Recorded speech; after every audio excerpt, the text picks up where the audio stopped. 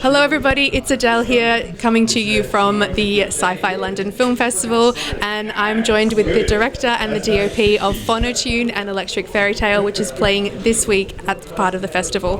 Thanks for joining me, guys. No problem. We're happy to be here.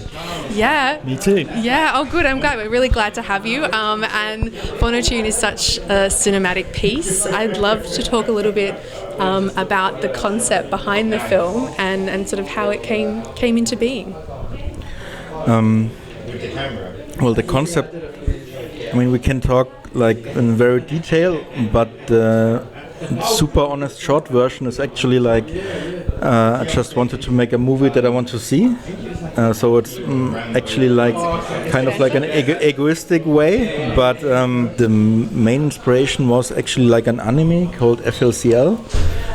There's like a lot of inspiration coming from because the mix of weird aesthetics and weird mood, but also together like with a little bit craziness and still like very calm. I liked that a lot, and I wanted to try to capture this in a movie, because so far we always saw like crazy Japanese movies or art house stuff, and I wanted to try to do both together, which actually was harder than it sounds. Because it's like a very balance act. Like we made a lot of editing changes over like a long time, and like one scene more would make the balance not as good again. So right, just like pulling in all those pieces, but building it piece by piece. Is that right? Yeah, and like the first edit was like over 3 hours, and now wow. like we are like 74 minutes. Wow. So yeah. Cowboys, How would you describe Fonotune to audiences who haven't seen? What are they in store for?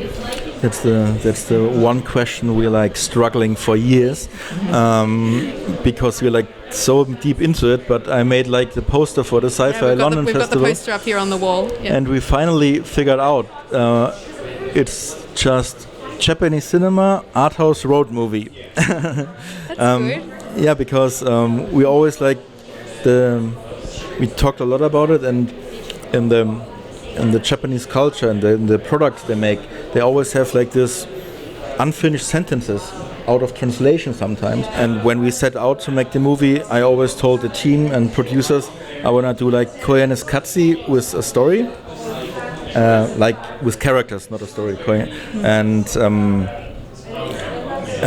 Or like doing something like Tarkovsky just with headphones, and that's what.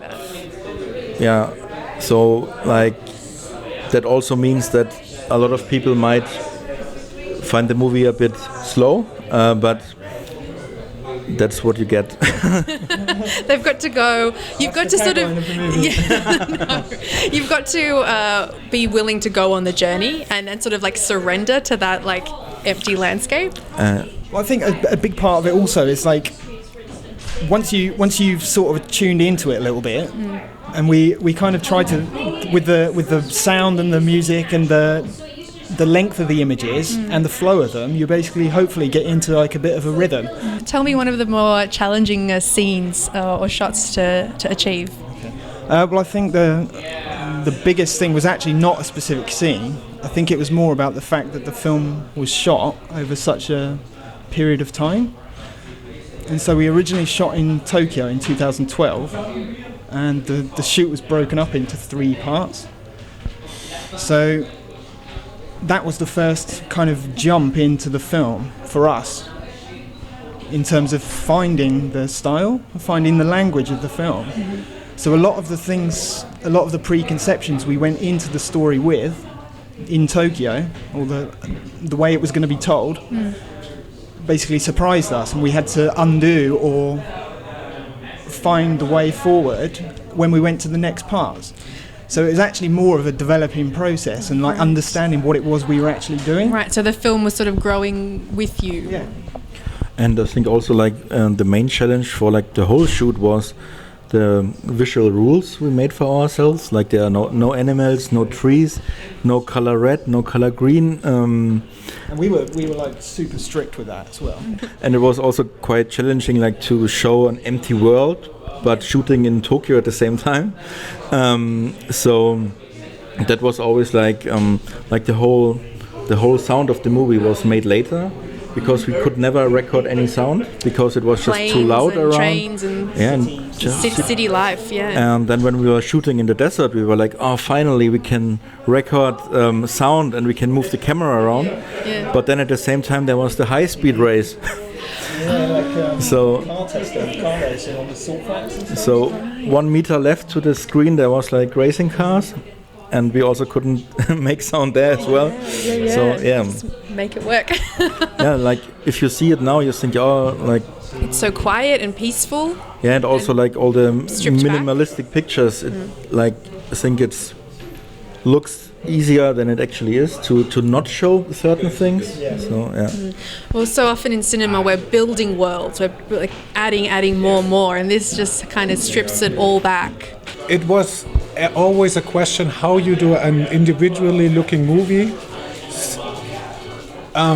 ready for the market if you know that your movie is going to be so unique, and how you can discover the people to sell it to, because as you know, you do not a movie for yourself, you do it for the audience, but there are a lot of doorkeepers who try to protect, and if a movie is getting a bit more out of the box, it's more difficult to make it happen. Normally you do a production about like 20 days to 35 days in a row or more, but this movie was shot like periodically. Like every 8 months we shot one other element regarding to the movie. Wow, that's a really unusual way to have a shooting schedule. Yes, because we always try to finance one block, and then we finished that one and shot the next block, and that went till the end of the post-production. Even when Peter came on board and the visual effects, I think the movie was already in production 2 years. Yeah. Right, and can we talk a little bit about the visual effects, because this film has such a great style and just such a great look to it. Can you tell me a little bit about how you were involved with it? The thing is, probably you wonder where all the visual effects are, because most of the effects that we did were, as you know, as Fabian, the director, is coming from a very strong graphic designer background. Mm-hmm. So his shots are kind of eye candies. What we mostly did was retouching, like rotoscoping a lot of the desert scenes where we were supposed to have an empty desert, but on the set, on location, you could still see the highway in the distance, and you had those microscopic cars driving in the background. I was thinking that because some of the shots, they're these beautiful wide landscape shots, and I'm thinking, how is there not even one telephone pole or one one in the background? Yeah, it doesn't exist, so we cheated a little bit on that one. That was actually most of the stuff that we did, and some cleaning up of, for example, I remember we did, I don't even know if the shot is still in the movie, the record player, the small top shot of the record player where we had to change or remove the logos. Tiny things like that you're actually never going to notice when you watch the movie, but which had to be done because it would feel a little bit different. Oh yeah, definitely. I can comment something funny on that one, because when we had our world premiere in Sitges last year, in the competition was Mandy, the Nicolas Cage film. Yeah, the Nicolas Cage film, and the one guy said Fonotune is the opposite of Mandy, because everything was in Mandy, Fonotune is everything out. So erasing and minimalizing was our key to the movie, and he was like exploring every genre element into his movie.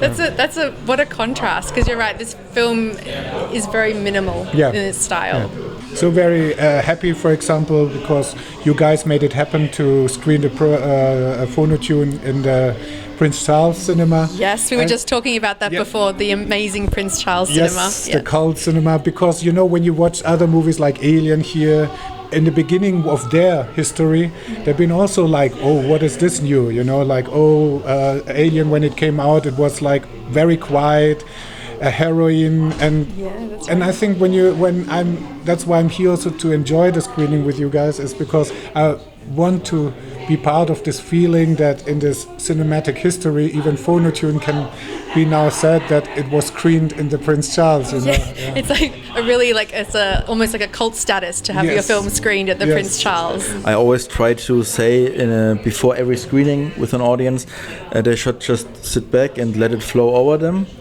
And watch it as a painting, because I think if you expect like a movie with normal storytelling, and then you might be like very confused and have a hard time. But if you just enjoy what is there, then I think it can work really good. Excellent, great. Well, I think you've done a really great job. Thank I think audiences are really going to enjoy it. So make sure you go check out Fonotune and Electric Fairytale, which is playing as part of the Sci Fi London Film Festival. Thanks so much again for joining me. Yeah, thank you for having us. Thank you.